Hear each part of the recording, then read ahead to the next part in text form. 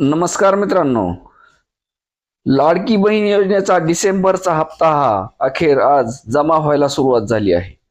लाडकी बहीण योजनेच्या लाभार्थ्यासाठी ही खुशखबर आहे.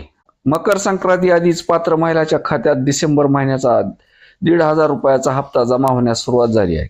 राज्यातील महापालिका निवडणुकीच्या तोंडावर राज्यातील लाडक्या बहिणींना डिसेंबर आणि जानेवारीचा हप्ता एकत्र देणारे असल्याचे सांगण्यात आले होते. मात्र या विरोधात काँग्रेसने निवडणूक आयोगाला पत्र पाठवले होते. त्यावर निवडणूक आयोगाने आपली भूमिका स्पष्ट केली.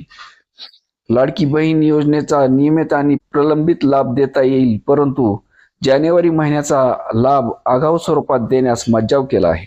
त्यामुळे राज्यातील लाडक्या बहिणींच्या खात्यावर डिसेंबर महिन्याचे 1,500 रुपये जमा होत आहेत. त्यामुळे महिलांच्या मनात थोडीशी निराशा झाली आहे. लाडकी बहीण योजनेत आजपासूनच 1,500 रुपये जमा झाले आहेत. सर्व लाभार्थी महिलांना पैसे मिळणार आहेत. उद्यापर्यंत सर्व महिलांच्या खात्यावर हे पैसे जमा होणार आहेत.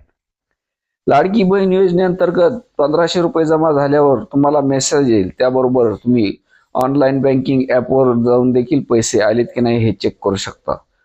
तुम्हाला ट्रान्झॅक्शन हिस्ट्रीमध्येही माहिती मिळणार आहे. यासोबत बँकेत जाऊन देखील तुम्ही हे पैसे जमा झाले आहेत की नाहीत हे सुद्धा चेक करू शकता. मकर संक्रांती आधीच पात्र महिलेच्या खात्यात डिसेंबर महिन्याचा 1,500 रुपयाचा हप्ता जमा होण्यास आज अखेर सुरुवात झाली आहे.